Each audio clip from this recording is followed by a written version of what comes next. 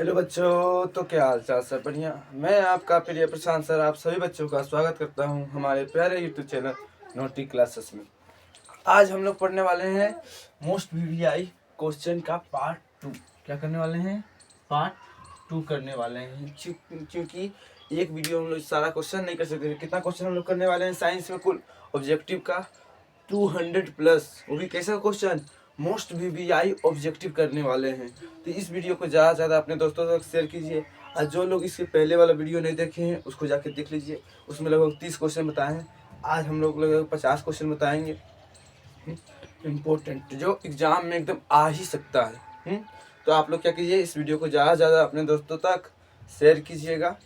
और ये क्या होगा, सारे वीडियो को प्राप्त करने के लिए सबसे पहले नोटिफिकेशन को प्राप्त करने के लिए हमारे चैनल को क्या कर लीजिएगा बुआ जी, सब्सक्राइब कर लीजिएगा। और वीडियो अच्छा लगे तो लाइक भी कर दीजिएगा। कहते हैं सीढ़ियाँ उन्हें मुबारक हो जिन्हें छत तक आना है, आपकी मंजिल आसमां है, रास्ता आपको खुद बनाना है। तो हम लोगों की मंजिल क्या है? आसमां। तो हम लोगों को रास्ता क्या करना है? खुद बनाना है। तो क्या करते हैं, क्लास को जल्दी से जल्दी क्या करते हैं, स्टार्ट करते हैं। तो कल के पिछले वीडियो में हम लोगों ने बताया था कितने क्वेश्चन तक, 28 क्वेश्चन बताया था।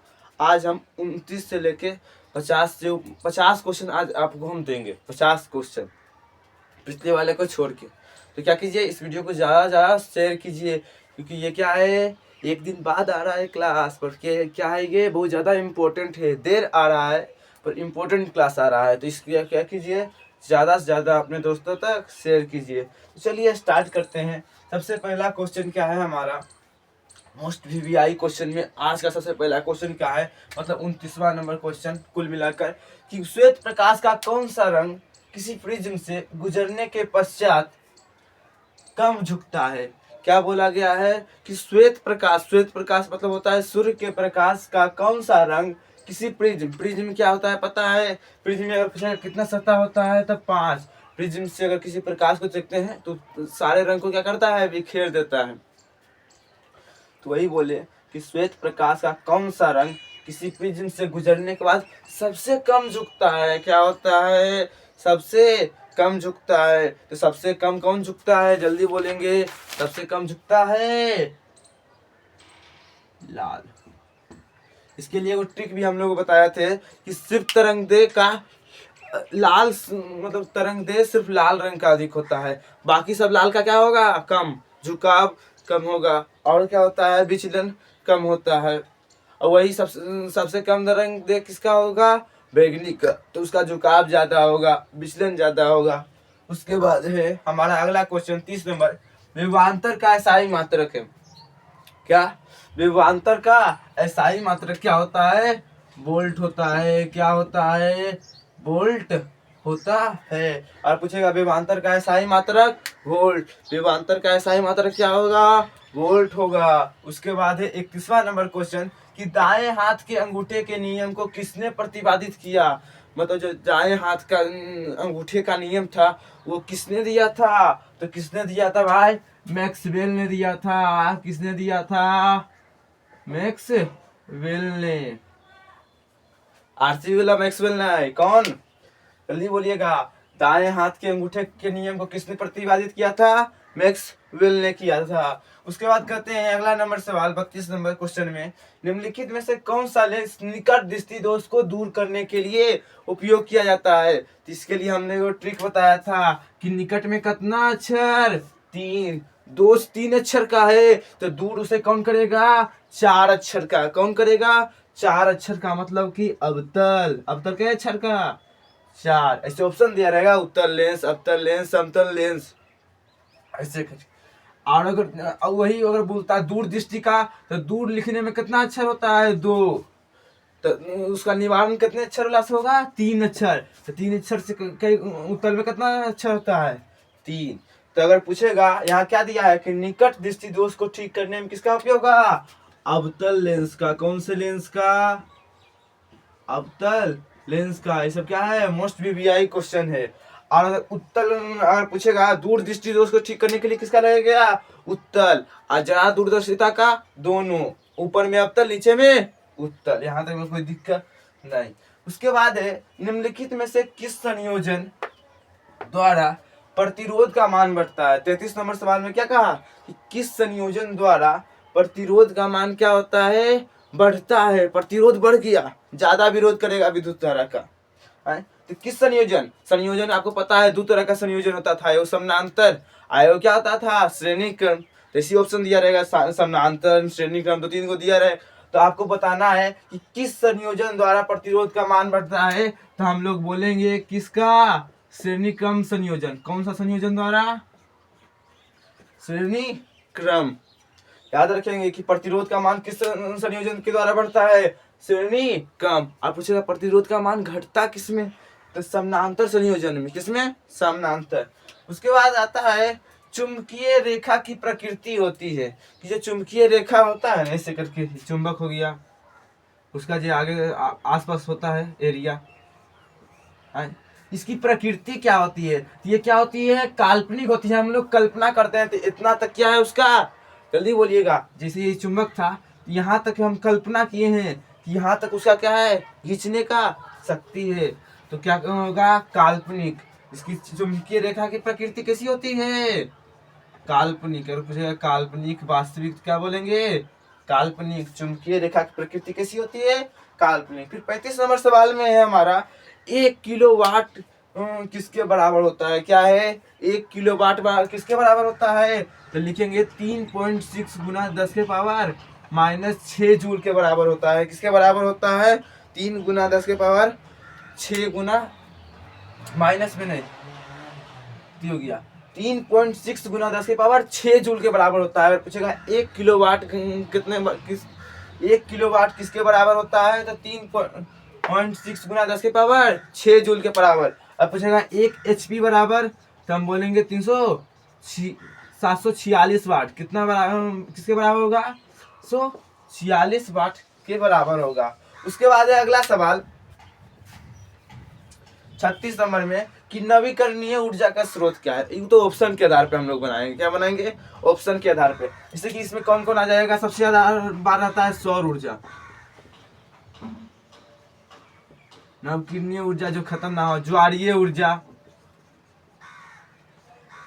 उसके बाद पवन ऊर्जा,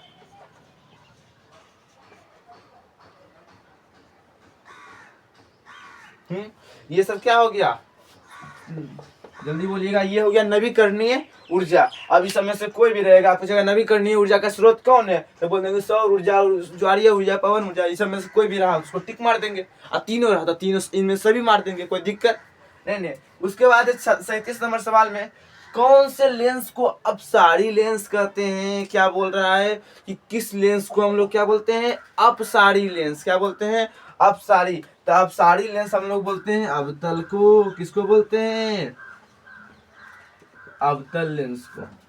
अपसारी बोलेगा तो अवतल लेंस, अभिसारी बोलेगा तो उत्तल लेंस। अभिसारी लेंस बोलेगा तो कौन सा बोलेंगे, किस लेंस को, अभिसारी। तो अभिसारी में आ जाएगा हमारा उत्तल लेंस, ठीक।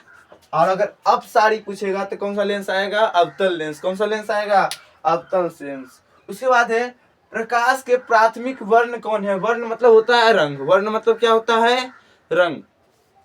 कि प्रकाश के प्राथमिक रंग कौन कौन है, तो प्राथमिक रंग है इसके कौन कौन है, प्राथमिक रंग, तो लाल, नीला और हरा। ये तीनों क्या है, प्रकाश का प्राथमिक वर्ण है। क्या है, प्रकाश का प्राथमिक वर्ण है। क्या है, प्रकाश का प्राथमिक वर्ण कौन कौन है, लाल, नीला और हरा। लाल, नीला और हरा। उसके बाद अगला सवाल है, क्या है अगला सवाल, कि निम्नलिखित में से कौन सा नेत्र का रंगीन भाग होता है। जो हमारे आंख में जो रंगीन भाग होता है उसका क्या नाम होता है, तो उसका नाम होता है, क्या हुआ जी, आइरिस। क्या नाम है, आइरिस। जो हमारे आंख में रंगीन भाग होता है उसका क्या नाम है, आइरिस। इसका दूसरा नाम भी याद रखेंगे, पुतलिका। क्या नाम है, पुतलिका। आप पूछेगा आइरिस के बीच में क्या रहता है, तो पुतली रहता है। आप पूछेगा नेत्र का रंगीन भाग कौन सा है, आइरिस। नेत्र का रंगीन भाग आइरिस। नेत्र का सबसे बाहरी भाग कॉर्निया। प्रतिबिंब कहाँ बनता है नेत्र में, रेटिना। याद रखेंगे कि नेत्र का रंगीन भाग क्या होता है, आइरिस होता है। उसके बाद आता है विशालक शीशा या मैग्नीफाइड ग्लास। और 40 नंबर सवाल में विशालक शीशा या मैग्नीफाइड ग्लास होता है, मतलब किससे बना होता है, क्या होता है, कैसा होता है या किससे बना होता है। तो लिखेंगे किससे बना होता है, उत्तल लेंस से बना होता है। किससे बना होता है, विशालक शीशा किससे बना होता है, उत्तल लेंस से बना होता है। किससे, उत्तल लेंस से। विशालक शीशा पूछेगा तो उत्तल लेंस। दूसरा नाम क्या है, मैग्नीफाइड ग्लास किससे बना होता है, उत्तल लेंस से। कोई दिक्कत नहीं। उसके बाद आता है 41 नंबर सवाल में, जब किसी चालक तार से विद्युत धारा प्रवाहित होती है तो गतिशील कण होता है।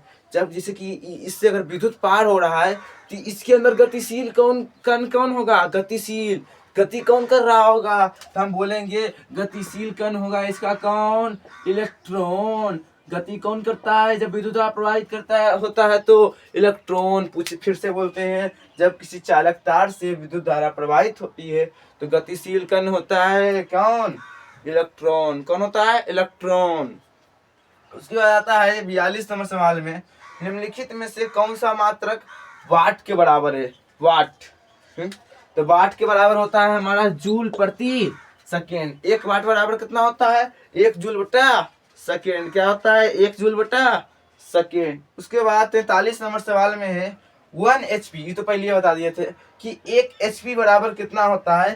तो 1 HP बराबर जब भी पूछेगा तो 746 वाट बोलेंगे। क्या बोलेंगे, 746 वाट। 1 HP बराबर 746 वाट। अगर पूछेगा 1 किलो वाट बराबर क्या होगा, 3.6 गुना 10 की पावर 6 जूल। 3.6 गुना 10 की पावर 6 जूल। अगर पूछेगा वाट बराबर क्या होगा, तो जूल बटा सेकेंड। कोई दिक्कत। विशालक शीशा किससे बना होता है, उत्तल लेंस से। आंख का रंगीन भाग आइरिस। प्रकाश का प्राथमिक वर्ण लाल, नीला, हरा। कोई दिक्कत है यहाँ तक में, यहाँ तक में कोई दिक्कत। अब पूछेगा श्वेत और प्रकाश में सबसे कम कौन झुकता है, तो लाल। सबसे अधिक कौन झुकता है, बैगनी। विभवांतर का SI मात्रक वोल्ट।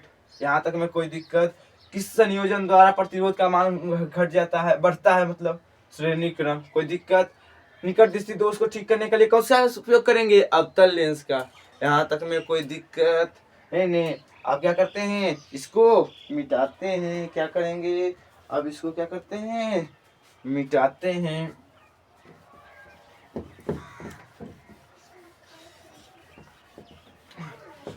कहते हैं, माँ तेरे पसीने की हर एक बूंद को मोती सा चमकाऊंगा मैं, तू सपने बड़े देखना पूरा करके दिखलाऊंगा मैं। क्या करूंगा, पूरा करके दिखलाऊंगा मैं। ये सब क्या हो रहा है, मोस्ट VVI क्वेश्चन। इस सबको क्या करना है, लिखते चलना है और याद पूरा कर लेना है। इस सबको क्या करना है, याद कर लेना है, पक्का याद कर लेना है, चाहे कुछ भी हो जाए। लिख के क्या करना है, इसको पूरा याद करते चलना है, लिखते चलना है, चाहे कुछ भी हो जाए। करना है, लिखते लिखते भी याद हो जाता है। क्या हो जाता है, लिखते लिखते भी याद हो जाता है।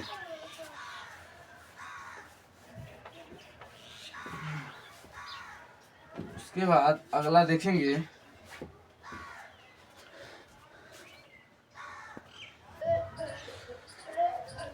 इन सब क्या करना है, लिखते चलना है और याद करते चलना है। ये सब क्या है, मोस्ट VVI कोई ऑब्जेक्टिव क्वेश्चन है। तो इसको बढ़िया से, एकदम साइंस का है, बढ़िया से इस वीडियो को ज़्यादा से ज़्यादा दोस्तों तक शेयर करते रहिएगा बुआ जी।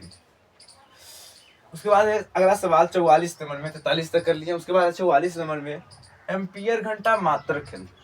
कि जो एम्पियर घंटा है वो किसका मात्रक है, किसका मात्रक है। और बोलेगा तो हम लोग बोलेंगे आवेश का।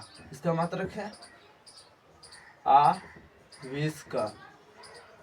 और बोलेगा एम्पियर घंटा किसका मात्रक है, तो बोलेंगे आवेश का। किसका मात्रक है, आवेश का। एम्पियर घंटा किसका मात्रक है, तो आवेश का। उसके बाद आता है विद्युत धारा का मात्रक। 45 नंबर सवाल में क्या है, विद्युत धारा का मात्रक है। तो विद्युत धारा का मात्रक हमारा क्या है, जल्दी बोलिएगा। विद्युत धारा का मात्रक है हमारा एम्पियर। विद्युत धारा का मात्रक एम्पियर। विद्युत धारा का मात्रक क्या है, एम्पियर है। अब विभवांतर का मात्रक वोल्ट। विभवांतर का मात्रक वोल्ट। अब विद्युत धारा का मात्रक क्या है हमारा, ampere.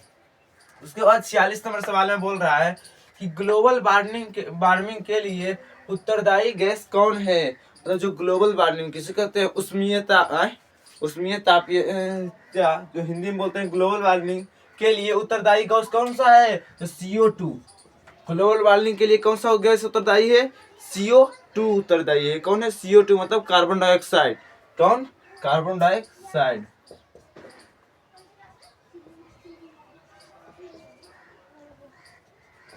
Carbon dioxide global warming के लिए कौन उतरता है, CO2 कार्बन डाइऑक्साइड। उसके बाद है शरीर में भोजन का पचना किस प्रकार की अभिक्रिया है। क्या बोल रहा है कि जो शरीर में हमारा भोजन पचा वो किस प्रकार का अभिक्रिया है। तो हम लोग बोलेंगे कि शरीर में हम लोग को क्या होता है, जब ऑक्सीजन जाता है, ऑक्सीजन लेते हैं तब हमारा भोजन पचता है। वहां जाकर ऑक्सीजन जुड़ रहा है भैया, तो कौन सा होगा, उपचयन होगा। कौन सा होगा, उपचयन अभिक्रिया। कौन सा होगा, उपचयन। और बोलेगा जो उन लोग को कहते हैं पेड़ पौधा में भोजन का या कुछ कहते हैं भोजन का फल का निर्माण होता है, उसमें कौन सा अभिक्रिया होता है, अपचयन। क्या होता है, अपचयन। इसका क्या हो जाएगा कि शरीर में भोजन का, इस सवाल बहुत ज्यादा इंपॉर्टेंट है और मोस्ट क्या है कि शरीर में भोजन का पचना किस प्रकार की अभिक्रिया है, तो उपचयन अभिक्रिया है। किस प्रकार की अभिक्रिया है, उपचयन। उपचयन किसको बोलेंगे, जब ऑक्सीजन जुड़ेगा, और जब ऑक्सीजन जुदा होगा अपचयन। क्या बोलेंगे, अपचयन। अगला सवाल है 48 नंबर सवाल में, सिलिकन क्या है। क्या सवाल है, सिलिकन क्या है। तो सिलिकन क्या है, हमारा एक उपधातु है। सिलिकन क्या है, उपधातु है। कोई दिक्कत नहीं। उसके बाद अगला सवाल है 49 नंबर में, निम्नलिखित में से कौन विद्युत धनात्मक तत्व है। ऐसे तो बहुत सारा है, जैसे कि हो गया सोडियम, हो गया हो गया सब। ज्यादातर तत्व क्या, मतलब ज्यादातर विद्युत धनात्मक तत्व कौन होते हैं, जो धातु होते हैं। जो क्या होते हैं, धातु होते हैं, वो क्या होते हैं, विद्युत धनात्मक होते हैं, ये हमको पता है। तो ऑप्शन में आप देख लीजिएगा सोडियम रहे, सीधा याद रखिएगा जो धातु रहे। विद्युत धनात्मक ही क्या होता है, धनात्मक। विद्युत धनात्मक कौन होता है, धातु। जो धातु ऑप्शन में जो रहेगा, जो धातु रह गया उसको टिक करेंगे, जैसे सोडियम, पोटेशियम, लोहा, चांदी, सोना, ये सब क्या है, हमारा धातु है। ये सब क्या होगा, विद्युत धनात्मक होगा। ये कैसा होगा, विद्युत धनात्मक होगा। तो इस सब में से अगर कोई भी रहेगा तो मार देंगे। ज्यादातर इसे ऑप्शन में सोडियम रहेगा तो सोडियम को मार देंगे, कैल्शियम रहेगा तो कैल्शियम को मार देंगे। तो जो धातु रहेगा वही क्या होता है, हमारा विद्युत धनात्मक तत्व। अगला सवाल है 50 नंबर में कि चूना का रासायनिक सूत्र क्या है। क्या नाम क्या है, कि चूना का रासायनिक सूत्र क्या है। तो चूना का रासायनिक सूत्र याद होगा, क्या है चूना का रासायनिक सूत्र, CaOH का होल 2, CaOH का होल 2 चूना का सूत्र है। अब बुझा हुआ चूना का CaO, बुझा हुआ चूना का क्या है, CaO। बुझा हुआ चूना का क्या है, CaO।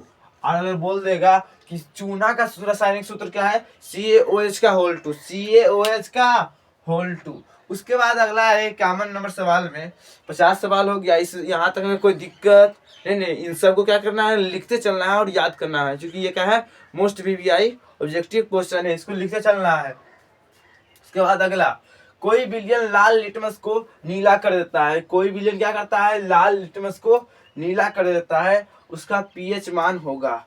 अगर कोई लाल लिटमस को, रेड को नीला कर दिया तो उसका pH मान होगा। तो ऐसा काम कौन करता है, अम्ल करता है, कि लाल लिटमस पत्र को नीला कर देता है। तो उसका pH मान क्या होगा, 7 से कम, क्योंकि अम्ल का pH मान क्या होता है, 7 से कम होता है। यहाँ तक में कोई दिक्कत नहीं। मतलब गलती बोल दी है, 7 से अधिक, क्योंकि ऐसा कौन करता है, क्षार करता है। ऐसा कौन करता है, क्षार करता है, कि लाल लिटमस को नीला में बदल दिया। और अम्ल क्या करता है, नीला लिटमस को लाल में बदलता है। तो इसलिए यहाँ लाल नीला में चेंज हो रहा है। तो कौन करता है ऐसा, क्षार करता है। इसलिए क्या होगा, 7 से अधिक होगा। ये क्या होगा, 7 से अधिक। अगला 52 नंबर सवाल में है, एल्काइन के कार्बन के बीच में कितने सहसंयोजक बंधन है। एल्काइन, कुछ आता है, एल्केन, एल्कीन, एल्काइन। तो एल्काइन में कितना है, 3 बंधन है। कितना है, 3। एल्कीन में बोलेगा तो हमारा आता है 2, और एल्केन में कितना बंधन, एक बंधन, एक सहसंयोजक बंधन होता है। उसके तरह अगर इसी का फॉर्मूला पूछ लेता था, आप क्या बोलते हैं, CnH2n-2, किसका, एल्काइन का। एल्कीन का पूछता हम बोलते CnH2n, और एल्केन का क्या होगा, CnH2n+2 सूत्र। अब अगर सहसंयोजक बंधन पूछ रहा है तो एल्काइन में क्या होगा 3, एल्कीन में क्या होगा 2, और एल्केन में 1। उसके बाद है 53 नंबर सवाल में कली चूना का सूत्र, किसका, कली चूना का सूत्र। तो कली चूना का सूत्र क्या होता है, नहीं गलती बोल रहा है, कली चूना का सूत्र नहीं, क्या है, यहाँ पर सवाल को पढ़ेंगे। कली चूना पर जब, क्या बोल रहा है, फिर से सवाल पढ़ेंगे 53 नंबर में, कली चूना पर जब जल डाला जाता है, क्या होता है, जल डाला जाता है, तब कौन सा अभिक्रिया होगा। क्या बोल रहा है कि अगर कली चूना है उस पे हम जल डाल दिए तो क्या कौन सा अभिक्रिया होगा, तब होगा ऊष्माक्षेपी। कौन सा होगा, ऊष्माक्षेपी। तब क्या निकलेगा, ऊष्मा निकलेगा, इसीलिए कौन सा अभिक्रिया होगा, ऊष्माक्षेपी अभिक्रिया। याद रखेगा चीज है ये नहीं याद रहता है सबको कि कली चूना पे जब जल डाला जाएगा तो कौन सा अभिक्रिया होगा, ऊष्माक्षेपी। कौन सा अभिक्रिया होगा, ऊष्माक्षेपी। उसके बाद है ग्लूकोज का आणविक सूत्र। अगला सवाल क्या है हमारा 54 नंबर में, ग्लूकोज का आणविक सूत्र क्या है, ये तो सबको पता है भैया, C6H12O6। क्या होता है, ग्लूकोज का आणविक सूत्र क्या होता है, C6H12O6।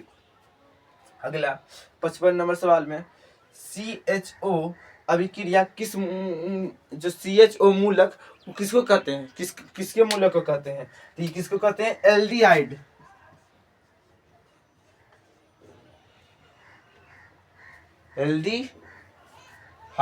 एल्डिहाइड को किसको बोलेंगे, CHO किसका मूलक है, एल्डिहाइड का। किसका मूलक है, CHO, तो एल्डिहाइड का। अगला 56 नंबर में आवर्त सारणी में अगर किसी आवर्त में, क्या बोल रहे हैं, पहले आवर्त सारणी में किसी आवर्त मतलब पीरियड में हम बाया तरफ से दाया तरफ जाएंगे तो तत्वों की परमाणु त्रिज्या क्या होगी, बढ़ती है। त्रिज्या क्या होगा, धीरे धीरे परमाणु संख्या बढ़ेगा, जिसके कारण क्या होगा, परमाणु त्रिज्या भी क्या होगा, बढ़ेगा। तो यहाँ पे क्या लिखेंगे, बढ़ती है। परमाणु त्रिज्या हमारी क्या होती है, बढ़ती है। पूछेगा किसी आवर्त सारणी में आवर्त में बाएं से दाएं जाने पर तत्वों की परमाणु त्रिज्या क्या होती है, बढ़ती है। अगला सवाल है 57 नंबर में कि डिहरी बांध का निर्माण किस प्रदेश में किया गया है।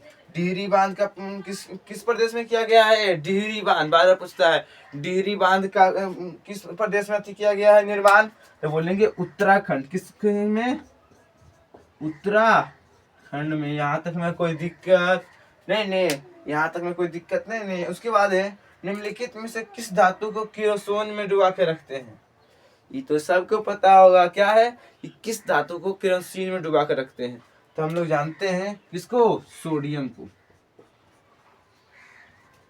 कि हम लोग क्या करते हैं, सोडियम को किसमें डुबा के रखते हैं, केरोसिन में डुबा के करते हैं क्योंकि ज्यादा अभिक्रियाशील होता है। उसके बाद है सौर सेल में किसका उपयोग होता है, ये भी बहुत इंपॉर्टेंट सवाल है। क्या है, इस सौर सेल में किसका उपयोग होता है, तो सौर सेल में सिलिकॉन का उपयोग होता है। किसका उपयोग होता है, सिलिकॉन का। और सिलिकॉन क्या है, उपधातु है। सिलिकॉन क्या है, हमारा उपधातु है। फिर से बोल रहा है कि सिलिकॉन सौर सेल में किसका उपयोग होता है, सिलिकॉन का। किसका, सौर सेल में किसका उपयोग होता है, सिलिकॉन का। बहुत वीआई क्वेश्चन है। क्या है, सिलिकॉन का उपयोग किसमें होता है, सौर सेल में। किसमें होता है, सौर सेल में। सिलिकॉन क्या है, उपधातु है। फिर चूना का रासायनिक सूत्र क्या है, CaOH का होल 2। और कोई भी विलयन लाल लिटमस पत्र को नीला में करेगा तो 7 से अधिक, और नीला को लाल लिटमस में करेगा तो 7 से कम। उसके बाद एल्काइन के कार्बन के बीच में कितना बंधन, 3 बंधन। कली चूना पर जब जल अभिक्रिया करेगा तो कौन सा अभिक्रिया, ऊष्माक्षेपी। भोजन का पचना कौन सा अभिक्रिया, तो बोलेंगे कौन सा, जल्दी बोलिए, उपचयन। ठीक। विद्युत धारा का मात्रक होता है एम्पियर। ग्लोबल वार्मिंग के लिए उत्तरदायी कौन है, CO2। ग्लोबल वार्मिंग के लिए कौन उत्तरदायी है, CO2। उसके बाद है CHO किसका मूलक है? एल्डिहाइड का। आवर्त सारणी में बायां से दाएं जाने पर आवर्त में तो परमाणु त्रिज्या क्या होता है? बढ़ता है। डिहरी बांध कहाँ है? उत्तराखंड में। डिहरी बांध कहाँ है? उत्तराखंड में। कोई दिक्कत? निम्नलिखित में से किस धातु को केरोसिन में डुबा कर रखते हैं? तो सोडियम को। सौर सेल किसका उपयोग किया जाता है? तो सिलिकॉन का। यहाँ तक में कोई दिक्कत नहीं। अब हम लोग क्या करेंगे? अगला सवाल करेंगे। क्या करेंगे? अगला सवाल करेंगे। तो ध्यान देंगे, अब ध्यान देंगे 60 नंबर पे। कितना पर? 60 नंबर क्वेश्चन पर। किस नंबर पर? 60 नंबर क्वेश्चन पर। इसके पहले जितना हम लोग करा सके उसको लिखते चलिएगा और याद करते चलेंगे। 60 नंबर क्वेश्चन में कह रहा है कि निम्नलिखित में से किसका उपयोग खाना बनाने वाले ईंधन में नहीं किया जाता है? अब पूछेगा खाना बनाने वाले ईंधन में किसका उपयोग नहीं किया जाता है ईंधन के रूप में? हम लोग बोलेंगे CNG। कौन से गैस का उपयोग नहीं किया जाता है? CNG का खाना बनाने के वाले ईंधन के रूप में कभी भी इस्तेमाल नहीं किया जाता है। किसका? CNG का। उसके बाद 61 नंबर सवाल में 2CO मतलब 2 कॉपर प्लस O2 बराबर 2CO है। मतलब ये कौन सा आती है? ये वाला क्या है? ऑक्सीकरण। इसमें क्या हो रहा है? ऑक्सीजन जुड़ रहा है। तो ये क्या है? ऑक्सीकरण है। ये क्या है? ऑक्सीकरण। यहाँ पर क्या हो रहा है? ऑक्सीकरण हो रहा है। उसके बाद है उदासीन विलयन का pH मान होता है। हम लोग जानते हैं उदासीन विलयन का pH मान कितना होता है? 7 होता है। उदासीन विलयन का pH मान कितना होता है? 7 होता है। उदासीन विलयन का pH मान कितना होता है? 7। अगला सवाल 63 नंबर में निम्नलिखित में से कौन दुर्बल अम्ल है? क्या है? दुर्बल अम्ल। कैसा अम्ल है? दुर्बल अम्ल। तो दुर्बल अम्ल है हमारा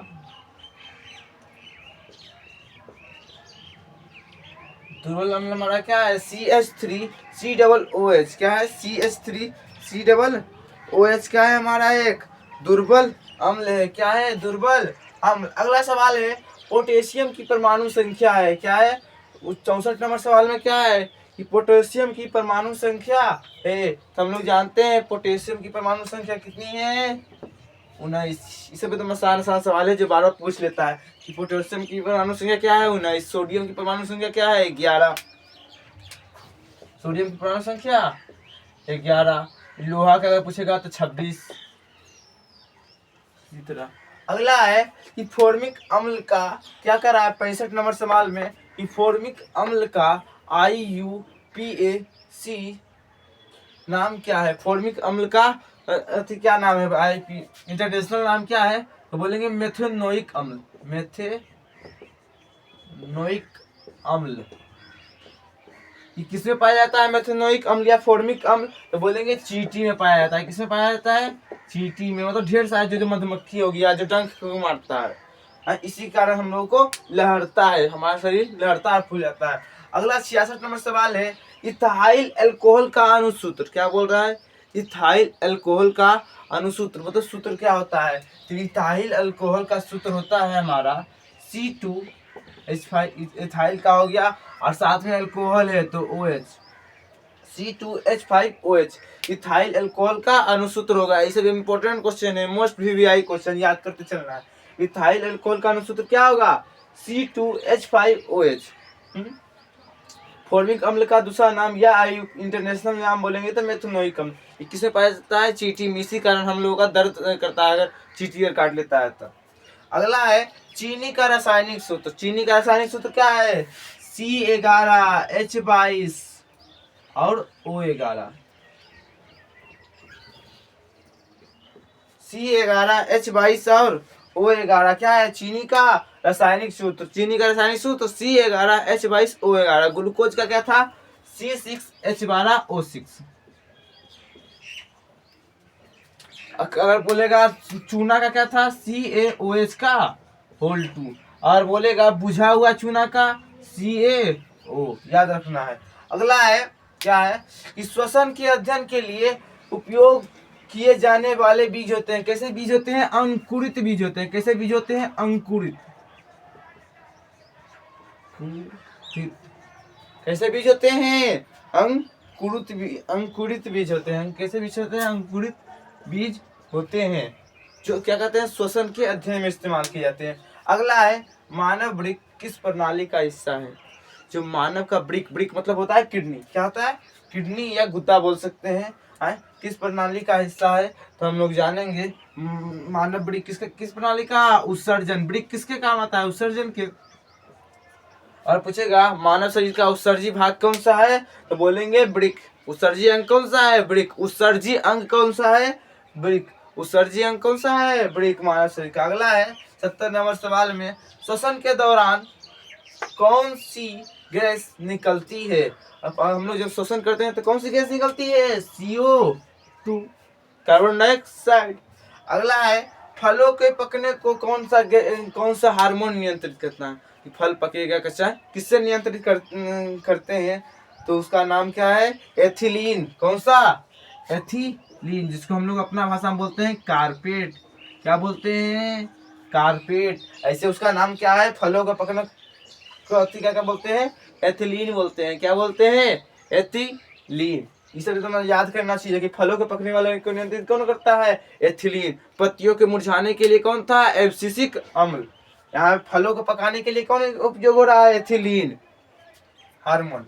उसके बाद है न्यूरॉन का वह हिस्सा जहाँ जानकारी हासिल की जाती है, उसका नाम क्या है? जहाँ पे क्या होता है न्यूरॉन से, तो उसको बोलते हैं डेंड्राइट्स।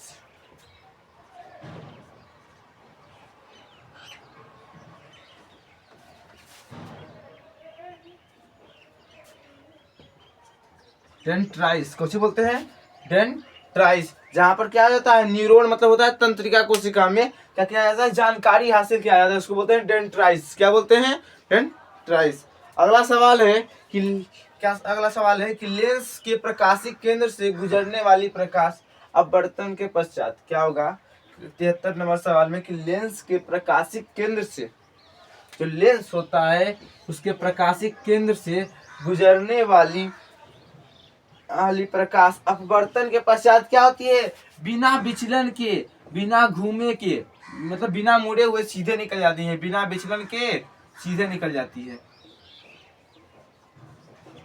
कि सीधी निकल जाती है।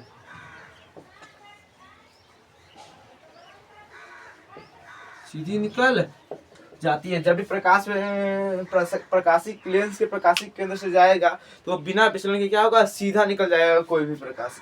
अगला है 74 नंबर सवाल में कि गंगा एक्शन प्लान कब शुरू हुआ था? तो गंगा एक्शन प्लान कब शुरू हुआ था? 1985 में। कब शुरू हुआ था? 1985 में। कब शुरू हुआ था? 1985 में। उसके बाद है निम्न में से कौन सी बीमारी श्वसन से संबंधित है?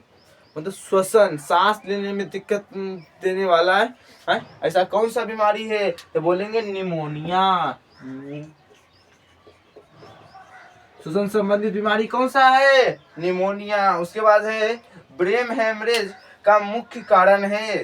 ब्रेन हेमरेज का क्या है? मुख्य कारण क्या है? तो हाइपोटेंशन। क्या है? ब्रेन हेमरेज का क्या कारण है? Hypo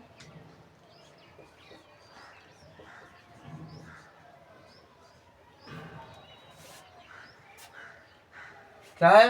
hypotension. ब्रेन हेमरेज मतलब होता है कि अचानक से सोचते सोचते माथा क्या हो गया? फट गया अंदर से, इसी को बोलते हैं ब्रेन हेमरेज। तो ब्रेन हेमरेज क्या है? हाइपोटेंशन। मतलब ज्यादा टेंशन लेने के कारण क्या होता है? ब्रेन हेमरेज हो जाता है। क्या हो जाता है हमारा? Brain haemorrhage. क्या हो जाता है? Brain haemorrhage. फिर से ध्यान देंगे कि पोटेशियम की परमाणु संख्या क्या है? 19। उदासीन विलयन का पीएच मान कितना होता है? 7। अगर बोलता है किस ईंधन का उपयोग हम खाना बनाने में नहीं करते हैं? तो CNG का। और बोल रहा है कि फॉर्मिक अम्ल का दूसरा नाम मेथनोइक अम्ल। मेथनोइक अम्ल किसमें पाया जाता है? चीनी में। उसके बाद इथाइल अल्कोहल का सूत्र C2H5OH। दुर्बल अम्ल कौन सा है? CH3COOH। उसके बाद श्वसन के दौरान कौन सा बीज उपयोग करते हैं उसके अध्ययन के लिए? तो अंकुरित बीज। वृक्क किसका हिस्सा है? उत्सर्जन का। उत्सर्जित अंग हमारा कौन सा है? वृक्क। उसके बाद श्वसन के दौरान कौन सी गैस निकलती है? CO2। कोई दिक्कत? उसके बाद गंगा एक्शन प्लान कब शुरू हुआ? तो 1985 में। ब्रेन हेमरेज का मुख्य कारण क्या है? हाइपोटेंशन। ब्रेन हेमरेज का मुख्य कारण क्या है हमारा? हाइपोटेंशन। ब्रेन हेमरेज का मुख्य कारण हमारा क्या है? हाइपोटेंशन। क्या है? हाइपोटेंशन। यहाँ तक में कोई दिक्कत है? नहीं। यहाँ तक में कोई दिक्कत नहीं है। क्या बोले? कि ब्रेन हेमरेज का मुख्य कारण क्या है? हाइपो टेंशन है। क्या है? Hypo tension. यहाँ तक में कोई दिक्कत नहीं। नहीं, सबको क्या करेंगे? लिखते चलेंगे। इस सबको क्या करेंगे? लिख